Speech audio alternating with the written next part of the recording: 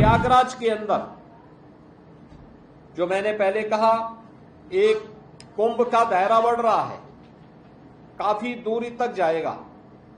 हमारा प्रयास होना चाहिए कि जहां पे कुंभ का दायरा जहां जा रहा है वहां पे हम लोग वेरिकेड करें। रेस्टोरेंट, होटल में जो कार्मिक हैं इनकी वेरिफिकेशन, किराएदारों की वेरिफिकेशन की कार्रवाई ये सुरक्षा की दृष्टि से शुरू कर लें। रेलवे के साथ, सिविल एविएशन विभाग के साथ में, एनएचएआई के साथ में, भारत सरकार से जुड़ी हुई जितनी भी अन्य संस्थाएं हैं उन सब के साथ भी हमारा एक बेहतर तालमेल रहना चाहिए। 2019 में किए गए प्रयासों का परिणाम था कि यूनेस्को ने प्रयागराज कुंभ को मानवता की अमूर्त सांस्कृतिक धरोहर के रूप में मान्यता दी। हमारा प्रयास होना चाहिए कि फिर इस बार प्रयागराज कुंभ को वैश्विक स्तर पर इसी प्रकार की मान्यता प्राप्त हो। आज लोगो जारी हो गया है और मैं चाहूंगा कि सूचना विभाग मेला, प्रयागराज मेला प्राधिकरण के साथ मिलकर के सुनिश्चित करें कि एक तो उत्तर प्रदेश के अंदर हर जिला मुख्यालय पर, हर रेलवे स्टेशन पर, देश के हर एयरपोर्ट पर और अन्य प्राइम लोकेशन पर प्रयागराज महाकुंभ 2025 का ये लोगो अब वहां पर हमें डिस्प्ले करना चाहिए, ये आ जाना चाहिए। पॉजिटिव चर्चा को हम आगे बढ़ाएं, नेगेटिविटी के लिए कोई स्थान नहीं होना चाहिए। याद रखना कि हमारे पास तैयारी 2019 से बड़ी है। बरसात 2019 की तुलना में 1 महीने आगे तक चली है, तो इसका मतलब हमारा कार्य 1 महीने बैक चल रहा है।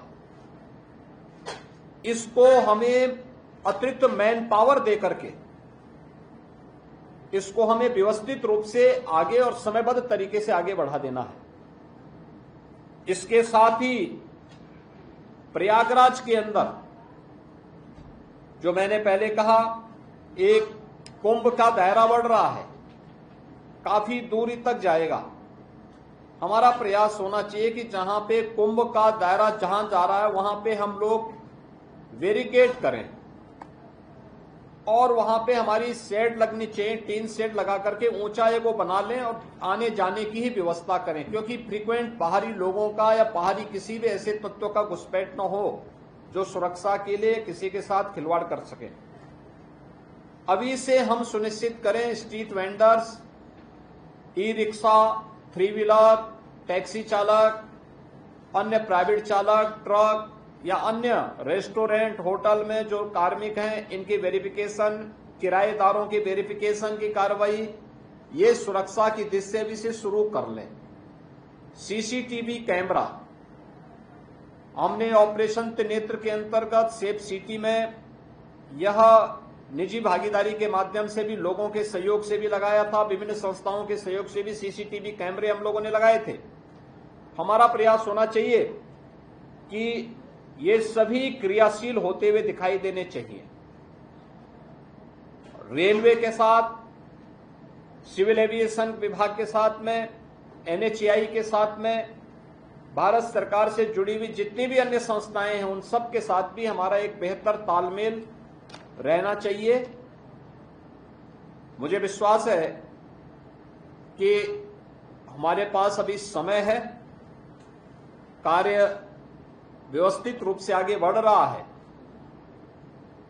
टीम प्रयागराज जो प्रयागराज महाकुंभ के लिए यहां पे अधिकृत की गई है, वह यहां के मान्य जनप्रतिनिधियों के साथ बेहतर संवाद बनाते हुए अखाड़ों के साथ में, संतों के साथ में, आचार्यवाड़ा, काकचौक या तीर्थ पुरोहित, इन सभी के साथ में बेहतर समन्वय बनाते हुए अपने कार्यक्रम को हम लोग समयबद्ध तरीके से कर रहे हैं। और जितने भी बड़े कार्य, कंस्ट्रक्शन के कार्य हो रहे हैं, हमारा प्रयास होना चाहिए कि 10 दिसंबर उसकी डेडलाइन हो।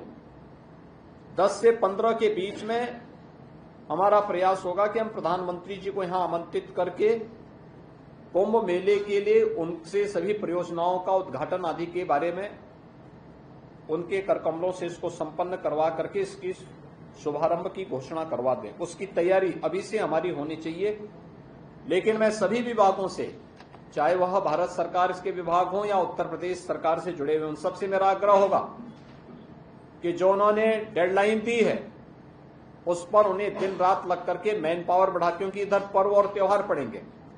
पर्व और त्योहार की पर्व और त्योहार आप मनाएं अतिरिक्त मानदेय दे करके, लेकिन हमें व्यवस्थित रूप से इन सभी कार्यों को आगे बढ़ाना पड़ेगा और हर हाल में एक दिव्य और भव्य कुंभ के लिए, क्योंकि पिछली बार 2019 में किए गए प्रयासों का परिणाम था कि यूनेस्को ने प्रयागराज कुंभ को मानवता की अमूर्त सांस्कृतिक धरोहर के रूप में मान्यता दी।